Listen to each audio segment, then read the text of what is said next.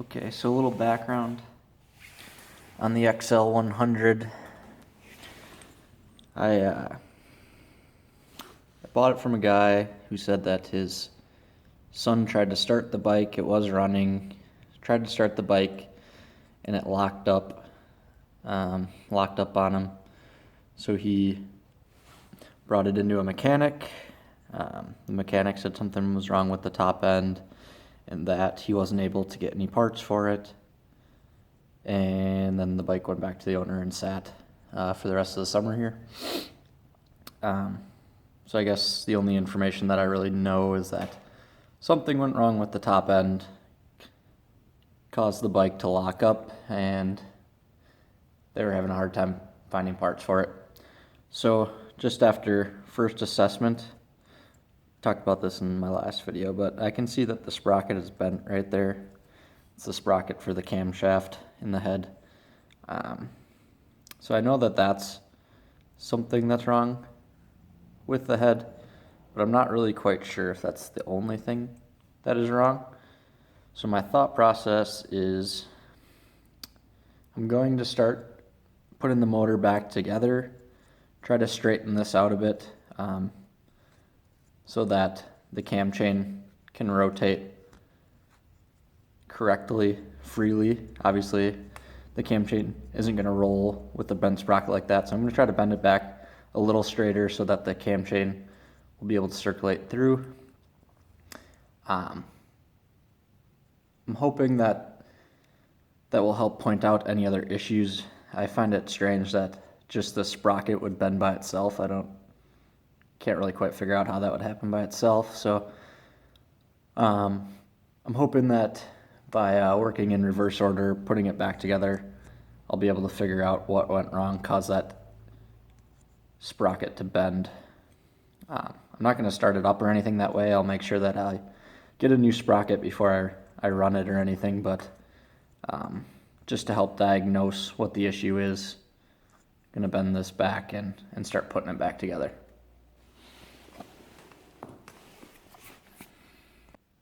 So next up on my agenda, I think I'm going to pull the motor. The frame is quite dirty. There's a lot of mud all over the bike, and obviously I can work on it with the engine in, but I don't want to be dropping stuff into the crankcase or anything like that. So I want to get that out so I can get the frame cleaned up, and it'll be a little easier to work on the engine with it on the workbench. So yeah, that's my initial thought. Yeah, you can see all that dirt and stuff. So my plan is just to get the engine out of there. There's a little bit of rust back here that I'd like to brush off and clean up and repaint. So first step of the project is going to be to get that engine out of there. You know, the previous owners already did a little bit of that work for me and pulled the head off, so save a few steps, but I'm just going to call those out and then go from there. All right, let's get caught up to where we're at in the engine pulling process. So normally here you would have, the cylinder, the head, the carb. So pretty straightforward pulling that stuff off. First, carb. Could have just pulled out, bolts and pulled that off. Previous owner disconnected it at the intake there, so a couple of bolts and the whole carb will come off there.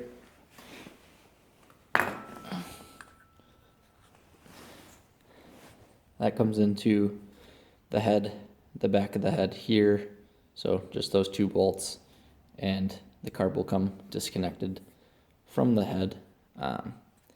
In addition to that, if we were to have the cylinder and the head all there together, there's one engine mount in the back. So it's one screw here, and then two screws that come up onto the frame, and you'll need to take those off in order to get the top of the engine off. And then lastly, two bolts on the exhaust side, and that just disconnects the exhaust from the cylinder head. And yeah, that pretty much gets us caught up to where they were at as far as disconnecting the top side of the engine. And I forgot to mention that These are the brackets that hold on the top of the head, so they go in here, and then the bottom side connects to the head right there. First thing I'm going to do is take off this engine guard down here, get it out of the way for some bottom bolts. So it's 3 12mm bolts,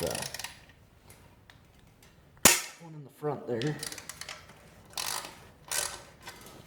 and then 2 in the back down here. I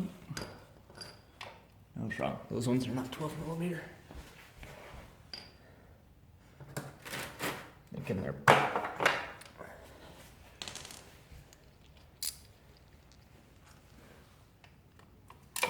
a 10mm in the back. Millimeter.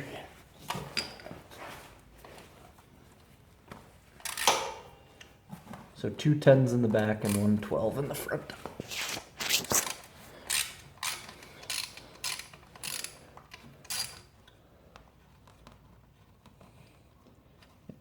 And then that guard should just come right off.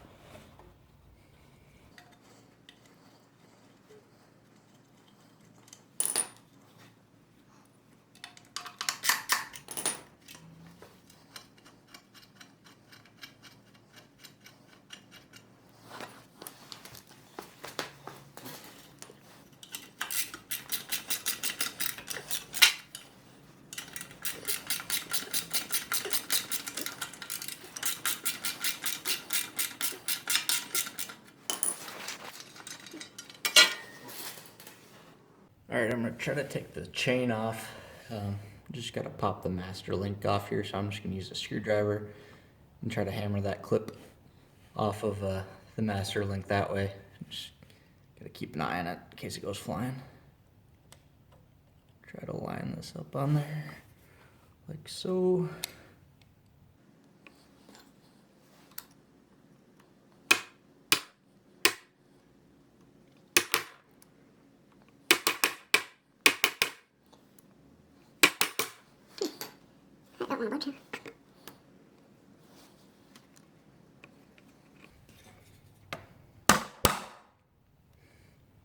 There we go. Just pop her off like so.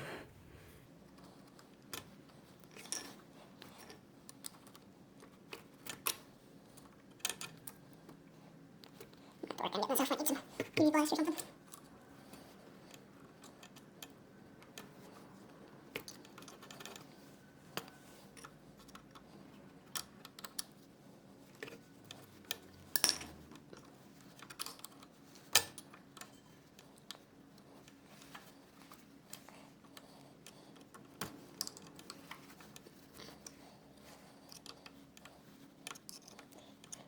Nice and easy.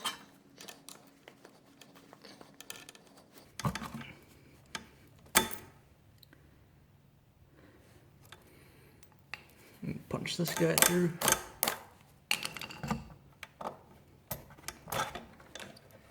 And boom. Roll the chain off.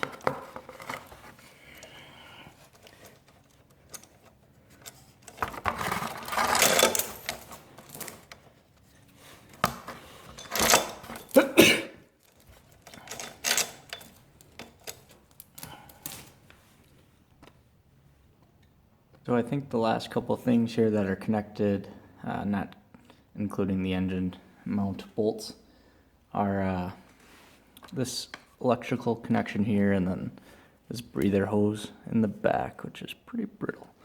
So we're going to try to get those off.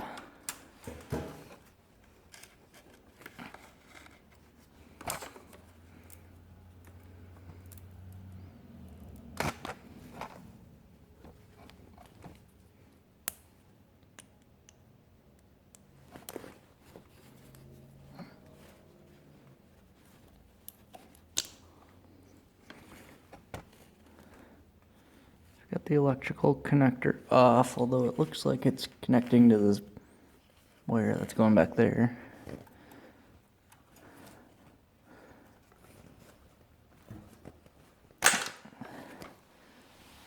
got the breather hose off. So then this little wire just disconnects from the frame with that little bullet clip. All right, last up we got 4 engine mount bolts. 2 in the back, 1 down in there, and then 2 in the front. All of them are size 14.